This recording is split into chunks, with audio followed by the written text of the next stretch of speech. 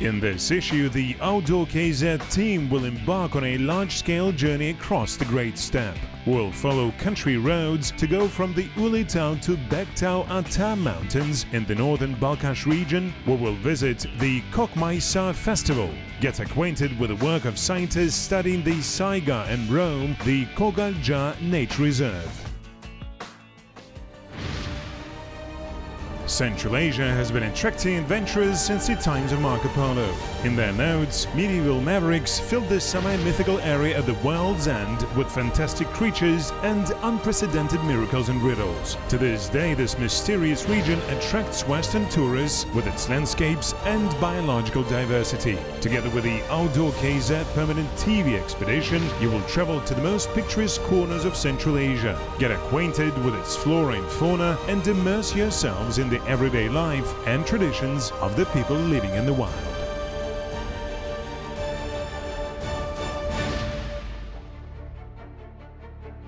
In the European geographical science, the term Great Steppe appeared roughly in 1690 thanks to the Amsterdam topographer Nicolaas Witsen, who published the map of Siberia and Central Asia and named the region Tartaria. In those days, Central Asia was a real terra incognita for Europeans. Today, of course, they know much more about Kazakhstan, but their interest towards the Great Steppe has only grown. Nowadays, one can meet tourists and professional scientists from various countries of the world in the most remote corners of Sariaka. Amazing! It's been wonderful. We've gone hiking both days. We've done a lot of awesome cultural events. There's been singing, dancing, and there's a musical concert tonight. So I really feel like tourism is taking off across Kazakhstan. I feel like many foreigners, many people from Europe, many people from America are learning about Kazakhstan, and I think it's an amazing place to travel to. This time, the Outdoor KZ expedition will split into two groups. Daurian Rabtayev and Zhomant Kumakbayev, members of the organizing committee of the Nomad Explorer Traveler Community, and Orenbasa Shaimukambetov from the Kazakh Tourism National Company will head to the Ulytau by SUVs, while Maxim Levitin and Balzhan Baltasheva will go there by train together with the participants of the Kokmaisa Ethno Festival. Основная цель нашей команды – это популяризация идей охраны дикой природы. The main aim of our team is promoting conservation and ecotourism. But any tourism, including ecotourism, is only a part of a big cluster. It is impossible to develop one type of tourism without simultaneously building up tourist infrastructure, like air transportation, hotel business, ground transport, public catering facilities, and so on. While every eco-tourist wants to learn about traditions and culture of a given country he or she visits, each conventional tourist would not mind learning something about its nature. By train, it takes about one full day to get from Almaty to Zhezkazgan. Enough time for everybody to get acquainted and talk about the secrets and riddles of the Great Steppe. We are going to Ulytau to visit the circle of force on which it stands. Ulytau has been attracting me for a long time. It is a sacred region. I know there are 7 sacred mountains there. My dream is to climb at least one of them. Come or die is a very important place for us. A popular proverb says, "Did you pay a visit to Ulytau?" I am going to the Kokmaisa Ulytau festival with a special mission. I plan to interview ethnographers. I want to make a report about the Sariaka land to tell people about it in a clear and understandable manner. I hope the festival is a success. For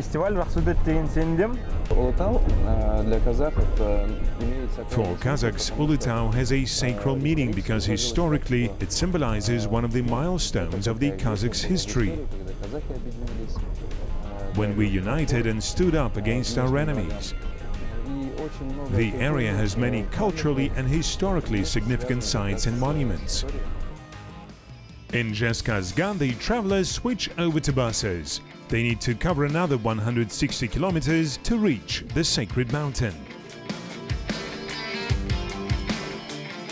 Ulytau district occupies 123,000 square kilometers, which is roughly the area of several European countries like Belgium, Bulgaria and Hungary taken together. Kazakhstans did not choose this place by accident. It is protected by the vast territory of the Great Steppe from all directions. In the Middle Ages, inhabitants of mountainous areas were protected by unapproachable cliffs. The nomads used the advantages of enormous distances.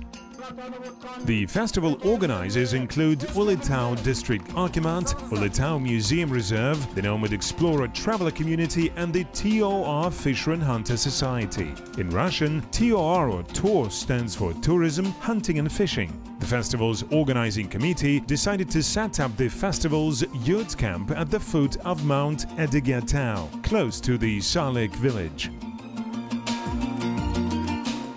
An ancient proverb says, "That who meets the dawn will be forgiven one sin." Unfortunately, many of us can see how the sun rises over the horizon in the morning only during vacations. Therefore, we delicately keep the memories of the morning fire smoke creeping across the owl for years and dream of filling our lungs with the native scent and air of the steppe once again. My name is Ankara. I entered the Nomad Explorer Club only recently. I'm an absolute beginner, and it will be my first ever experience of sleeping in tents and uniting with the nature. I like it so much. Around Ulytau, archaeologists found traces of the most ancient metallurgical operations in the area dating back to the 2nd millennium BC. For 3,500 years, local smiths have been passing the secrets of their trade from generation to generation for them to reach even our time.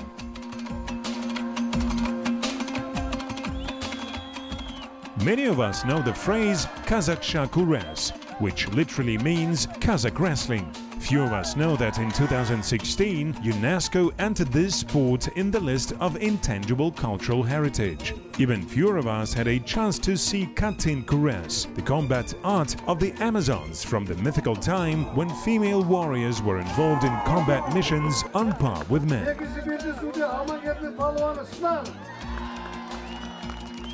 The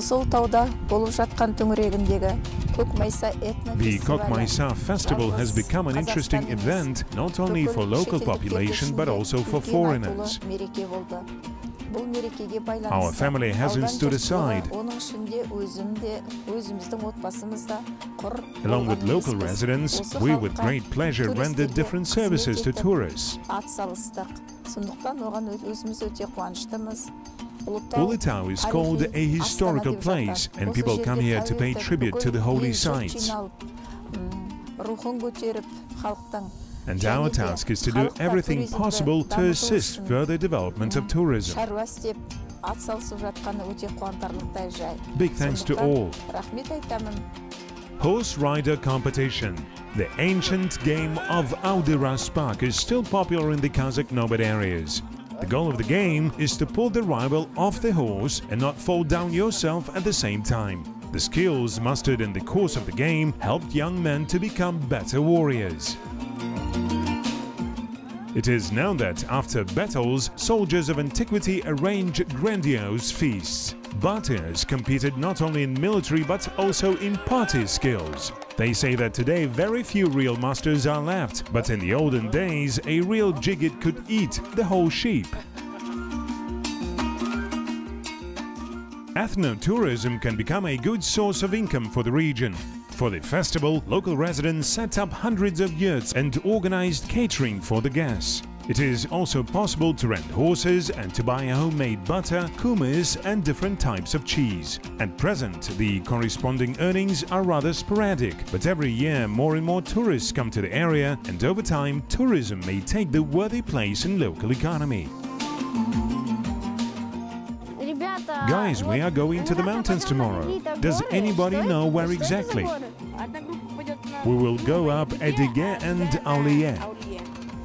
It was a sacred place where sorcerers once lived. And who's going? Близко от райцентра находится Ulytau. Ulytau, the ancient hermit place, is located close to the district center. There are caves there where people once lived and prayed. It's very interesting. However, the wind on top is quite strong. The path to the top is laid with stones, which makes it convenient to go up. We shouldn't hurry climbing the mountain. Bektau is farther away. The legend says that two irreconcilable enemies are buried there, Bektau-ata and Bektau-ata.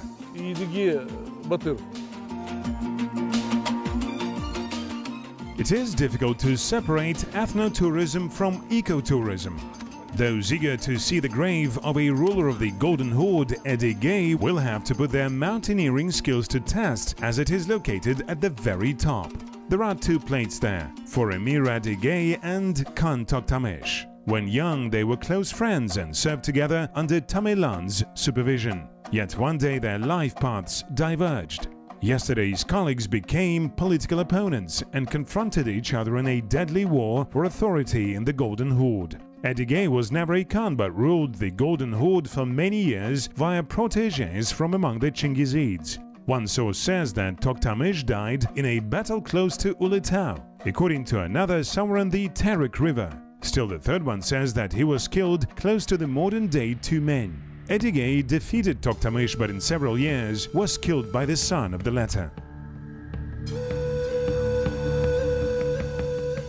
Here's the top. A nice view for tens of kilometers around opens from here.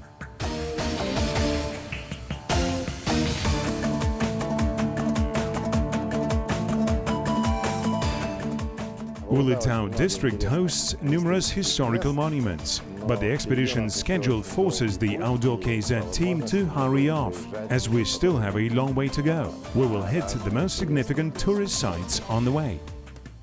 50 kilometers northeast of Kazakhstan, a 13th century mausoleum is located. Allegedly, this is the burial place of Joly, the eldest son of Genghis Khan, who established the Juche Ulus called the Golden Horde in Europe and in Russia. Presumably, Joly died in 1227, trampled over by a wounded Kulin, or Asiatic wild ass, at the hunt. Interestingly, it was in the Ulytau foothills where nature researchers encountered the last wild Kulins at the end of the 19th century. In the spring, the Karakungir River overflows. So in order to get to its other side and the next route point, we need to demonstrate our off-road driving skills. Now that we have forced the river, we have only a couple of tens of kilometers to reach Shah Khan's mausoleum. Another culture monument of the 10th, 11th centuries is located 2 kilometers southwest of the village of Malshibai, on the right bank of the Karakungir River. The mausoleum is built of burnt brick. Its walls are reinforced with pillars, its dome rests on the 16-faced drum surrounded by a circular gallery. According to the legend, this is the burial place of the famous Shah Khan, the Bate revered by many Turkic peoples that united nomadic Turkic nations and established the first state in the lands of Dashti Kipchak. In his manuscript, The History of the Turks, the famous Khiva historian Abdul Ghazi reported that Kara Khan, the founder of the Karakhanid Empire, was Shah Khan's grandson.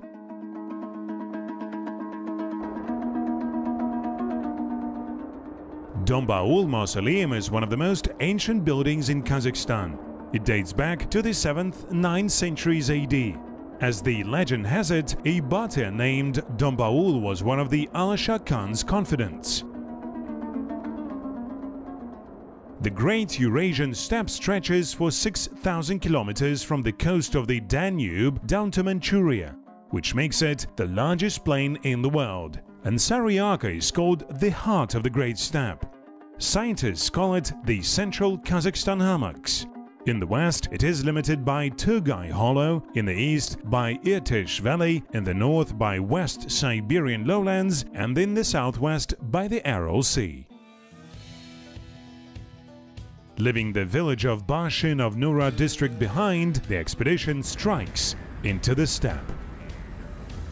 Along the road, curious yellow zoom-on gophers often look out of their holes. They look quite active and enjoying it. It's no surprise, as they have slept for 9 long months. Steppe groundhogs, or baibugs, are much larger than gophers.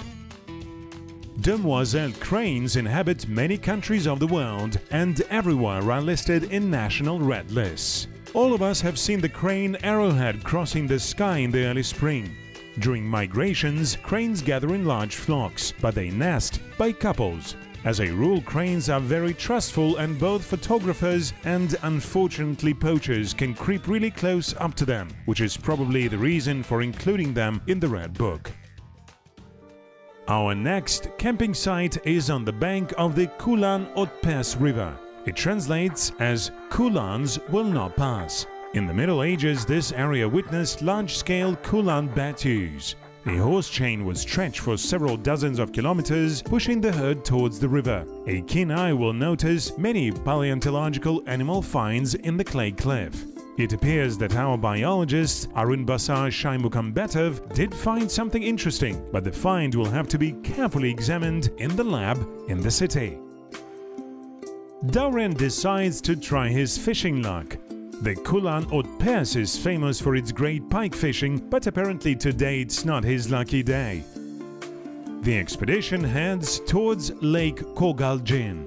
In the summer the steppe burns out and becomes greyish-brown in color, but so far it is still blooming and bright. It's the best time for coming here. In the Middle Ages, the green pastures of Sariaka played the same role in the steppe geopolitics as the hydrocarbons do today in the world. Exactly for these lush meadows they waged wars, mighty empires confronted each other and shedded blood rivers. Nowadays, the places of ancient battles have overgrown with steppe herbs. Today, those who undividedly love their native steppe need to protect it not from external enemies, but from the harmful aftermath of economic operations. We must leave the great steppe to our grandchildren as rich and plentiful as we received it from the previous generations. Unfortunately, climate change, desertification, pasture degradation and biodiversity reduction are still very much relevant issues in the beginning of the 21st century.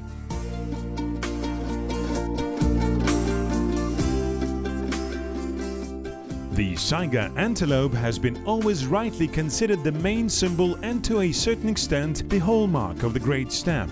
Once upon a time, the multi-million Saiga herds occupied the steppe from the foothills of the Carpathian Mountains down to Manchuria, but economic development had put Saiga on the verge of extinction. In 2002, the International Conservation Union entered it in the category of species in critical condition. Today, the largest part of the world's Saiga population lives in Kazakhstan. They are divided into 3 main groups: the largest Ural group, the Bektau-ata group measuring the second in size, and the smallest Ulytau group.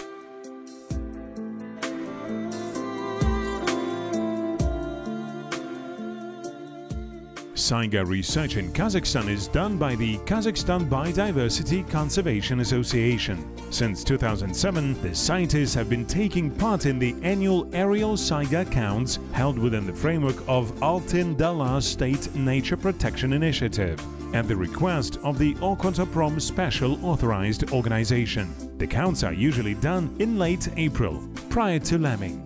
To plan nature conservation measures, it is necessary to study population dynamics of specific Saiga groups, monitor changes in their herds' social structure and density, as well as trace migration routes. Since 2009, Kazakhstan scientists have been engaged in Saiga satellite tagging. In addition, they developed a unique technique for catching animals. In the course of several years, our wildlife biologists installed 164 transmitters to collect weekly information, which is then used by the Forestry and Hunting Committee for mapping Saiga migration routes and populations.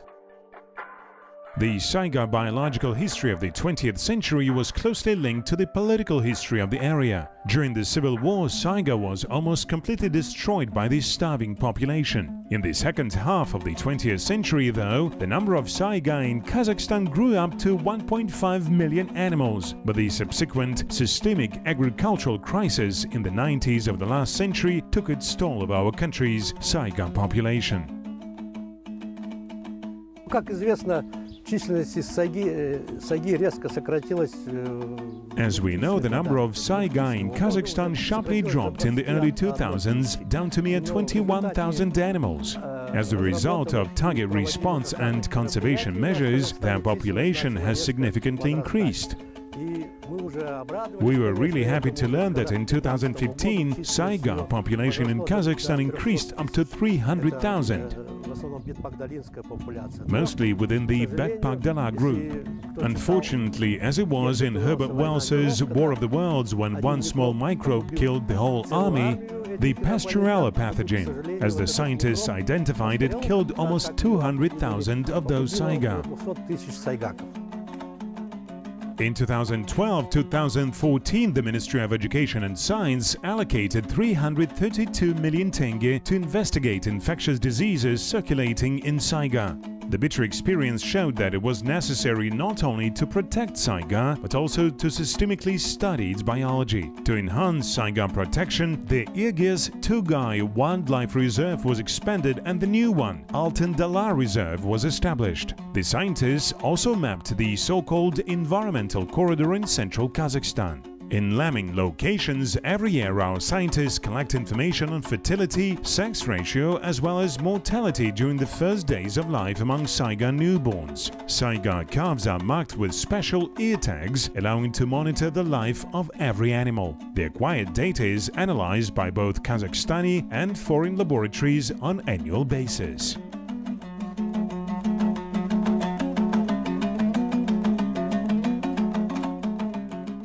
Wolf hunting in several regions of central and northern Kazakhstan was limited by the decision of the Forestry and Wildlife Committee due to the reduction of predator populations in steppe areas. My personal opinion is that we forgot about wolves' sanitary role.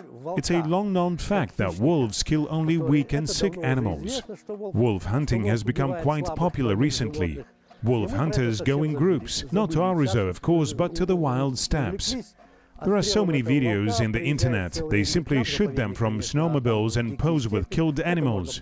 I personally don't consider this hunting. Earlier, for example, a wolf hunter who was called Megan had to know wolves' habits and be able to outwit the animal. Such people were respected not for the number of killed animals, but for their skills. Modern hunters unfortunately think that they are true hunters shooting defenseless animals from helicopters or snowmobiles. There is absolutely no pride in it.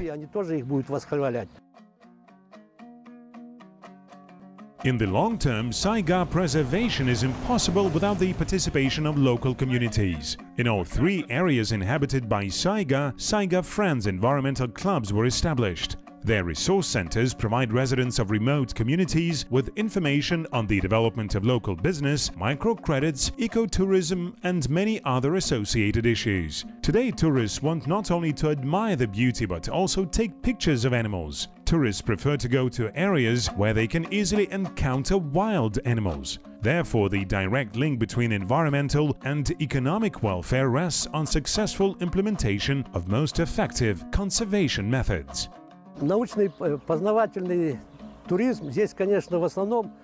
Scientific and educational tourism.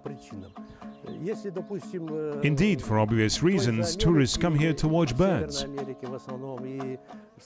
Whereas in the same North America and Western Europe, bird watching or observation of birds in the wild has been popular for over 100 years. In Kazakhstan, we're just beginning to develop it.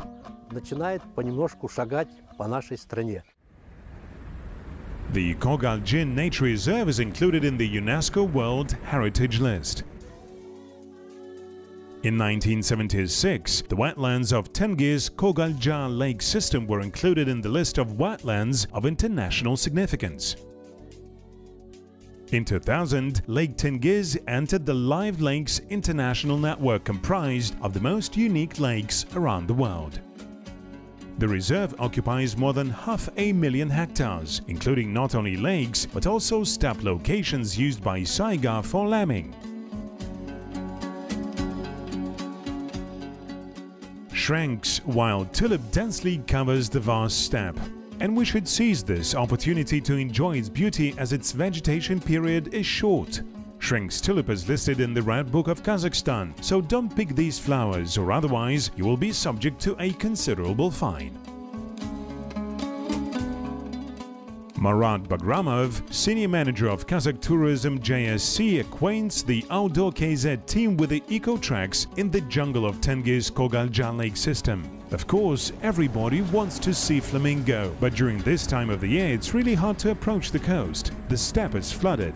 One unwise move and the vehicle will get stuck in saline dirt for a long time. Dauren has overcome several obstacles, but it's better to go on foot further. During the nesting period, flamingos hide away in the most deserted corners of the lake system. Getting there is not that easy, and in any case, we should better not disturb the birds during this important time. Several pink birds are feeding in the middle of the lake. It's too far to enjoy their beauty, but we will scare them this way. There are cases when, due to importunate tourist attention, waterfowl would leave their red clutches. Annually, tens of thousands of flamingos fly to Kogalja, but at present their number has somewhat decreased. The hypothesis is that this is happening due to military conflicts on their traditional migration routes. The expedition says goodbye to Orkan and Marat and continues on its way. The Great Steppe keeps the memory of not only good moments in its history. Thousands of political prisoners found their death in the 30s and 40s of the last century in steppe camps. The Akmola camp of the wives of traitors of the homeland, abbreviated in Russian as Algiers, was famous for its special cruelty. In 1938, about 8,000 women were kept here, out of which 4,500 were imprisoned as family members of the traitors of the homeland.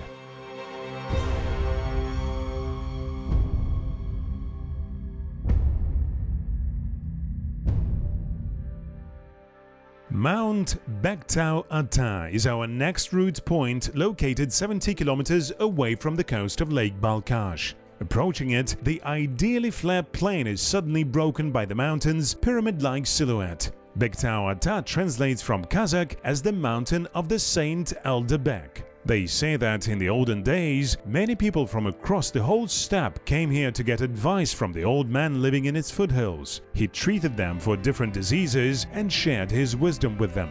The closer you get to the mountain, the more the landscape changes. The naked steppe turns into oases. Numerous streams flow down from the mountains, giving life to riparian thickets. The Outdoor KZ team decided to use one of them for the next night over. All night long, the poplar grove was filled with nightingale trills. Zhomart Kumakbayev is a fan of skyrunning or running up to a mountain summit as fast as possible. It's a tough mission to ascend 1,200 meters in 1 hour, but Zhomart succeeds. The mountain itself is of volcanic origin.